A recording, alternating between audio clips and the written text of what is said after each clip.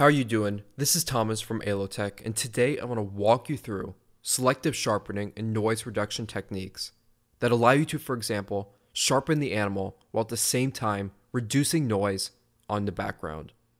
Just as a reminder, this is the third video of my series, and check your email next week for the next video. So this video goes along with my free Lightroom and Photoshop guide for wildlife photographers, and you can get your copy instantly at alotechgear.com. Just wait after roughly 5 seconds and a pop-up will appear.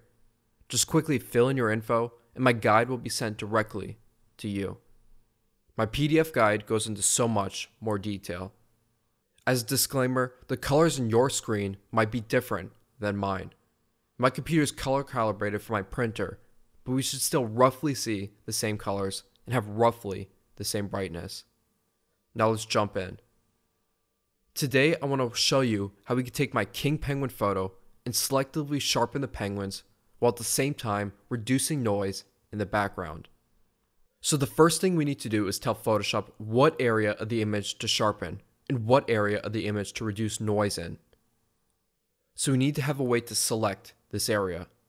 Before we begin, let's click Command+J to duplicate the background layer.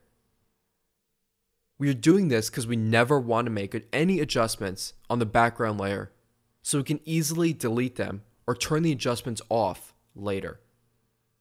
I'm going to walk you through the 5 basic automatic selection methods that are extremely quick and extremely easy.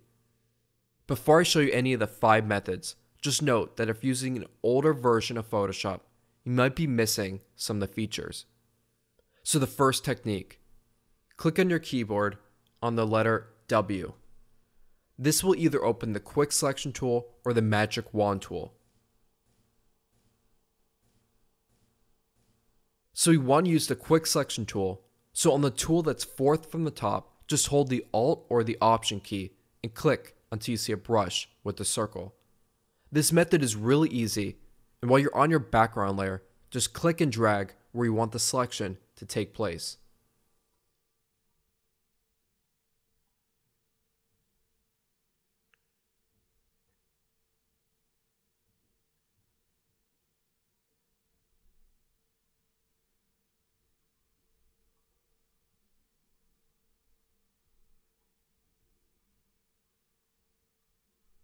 To remove the selection, just hold the Alt or the Option key and drag in that area.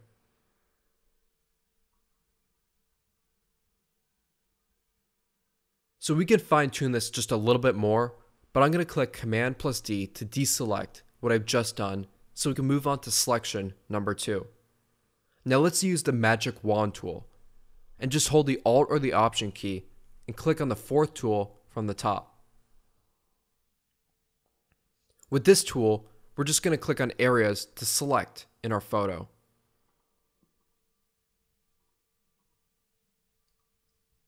To undo something, just click Command+Z.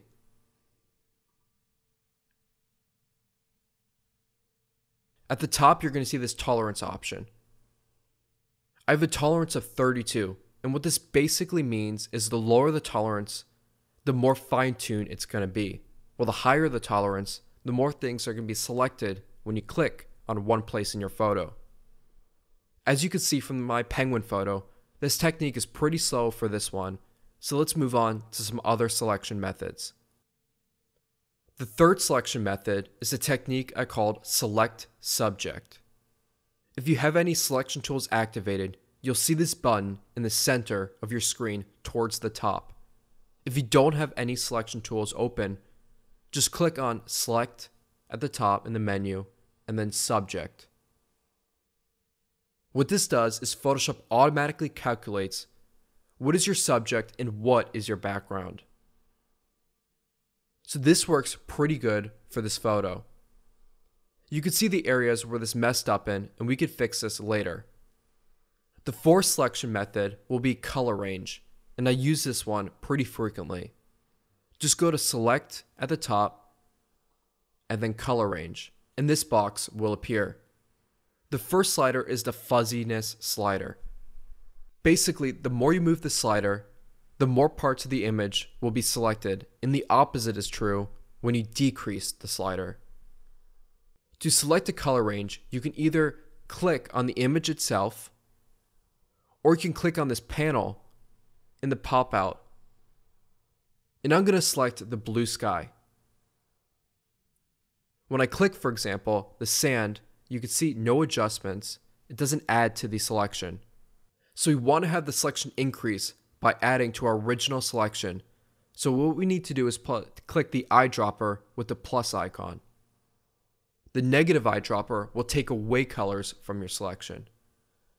Now let's click on the blue sky to add that next to our selection.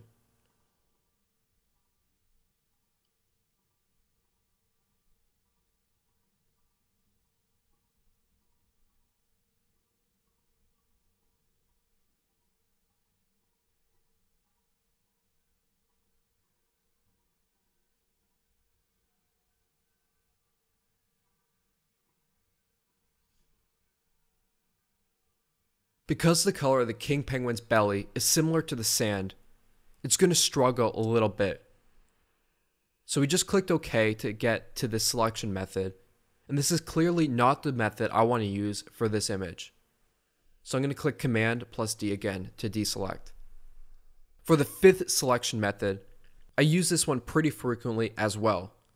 Just go to the selection at the menu again and click on Focus Area. A panel will open and Photoshop will automatically select an area. You could fine tune this with the in focus range, but I'm just going to select the output range to a new layer, which is right here. So we can always access the selection later on and click OK. On the selection layer, just hold the Control key and click Select Pixels. And now I'm going to click on the background copy. I'm going to activate it and click on it. Now I'm going to use the lasso tool, or click L to activate it, to fine tune and adjust this selection. So I'm going to zoom in and use the L tool to add to the selection. Hold the Alt or the Option key to remove areas from the selection. So I'm using this on a computer without a mouse. This is going to be pretty slow. So I apologize for that.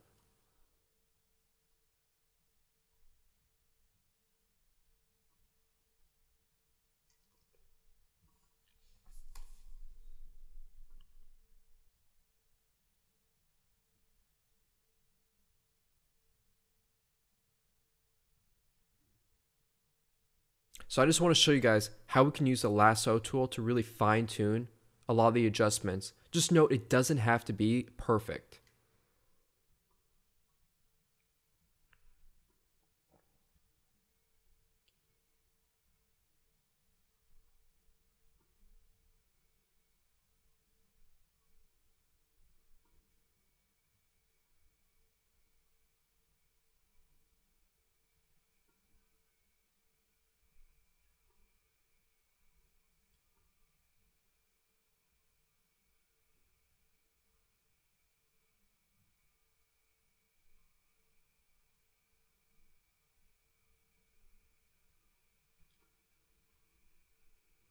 We're going to check out all parts of the penguin just so we don't miss any of these little areas in the photo.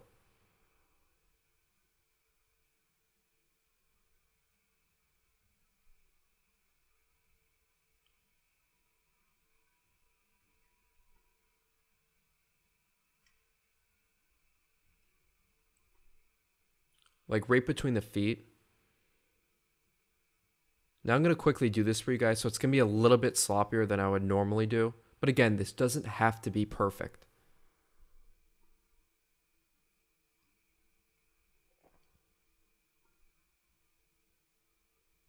Now we're done with the selection, and it looks roughly pretty good for the time I spent. And now with the selection tool open, just click on the select and the mask button at the top. Zoom out for you. And we're going to change the view to overlay. So you can see we missed some areas. We're just going to use the lasso tool to fix what we missed or fix what we didn't.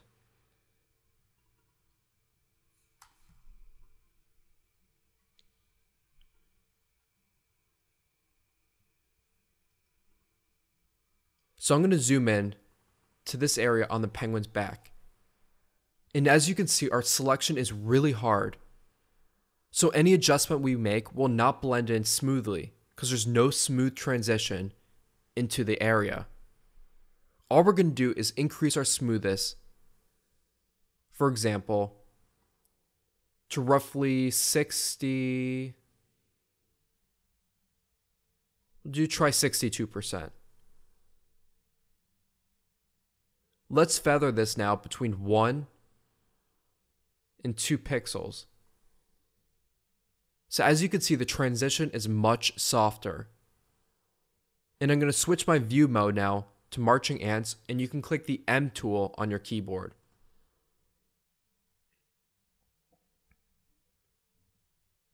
Now I'm going to increase my contrast slider to around 40%. To enhance the selection around the hard areas of my photo. Now I'm just going to click OK. Now we have our selection. So I'm going to zoom out so we can see the photo, the penguins. And let's get to selective sharpening and noise reduction. Our goal is to sharpen the penguins without sharpening the background. So let's go to Filter, Sharpen, and Unsharp Mask. Use this box tool to click on the eye of the penguins or any animal. Now let's increase the amount slider until you can see any artifacts start to appear. So clearly that doesn't look that good. So we're going to reduce it down. Roughly 31 pixels works for me. This is already a sharp image to begin with, so I don't have to jack it up to something like 90 or 100, but feel comfortable if you don't see any artifacts. So I'm going to click OK now. What we just did is we sharpened the penguins in no other part of the image. Now we can click select only the background, which is the inverse of the penguins, or it's everything but our penguin selection. Just click Command plus Shift plus I to inverse the selection, or go to the top and click Select, then Inverse. Now let's go to Filter, Noise, and Reduce Noise.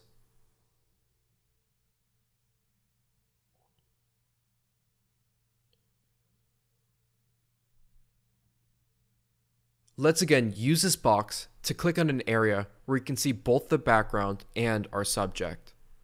We don't care about the detail in the background. We don't care about sharpening in the background. So I have the strength jacked up to 8. And preserve detail at only 10%. And we'll reduce color noise at around 50%. And I won't sharpen any detail. So I'm just going to click OK now. And we're done. Overall, we just removed the noise from the background, as well as selectively sharpen only the penguins. So you could change this to noise/sharpen. So you can come back later and see what this layer actually is. And click Command plus D to deselect your selection. That wraps up today's video covering selection, noise, and sharpening. I just want to remind you that you get your free copy of my Lightroom and Photoshop post-processing guide by clicking on the pop-up on my website. I want to thank everyone that's part of my design board. All of your input, your feedback, and your insight helped me out so much. I was able to narrow down the features we all care about the most, and I sent the specs off to the factory to get some prototypes.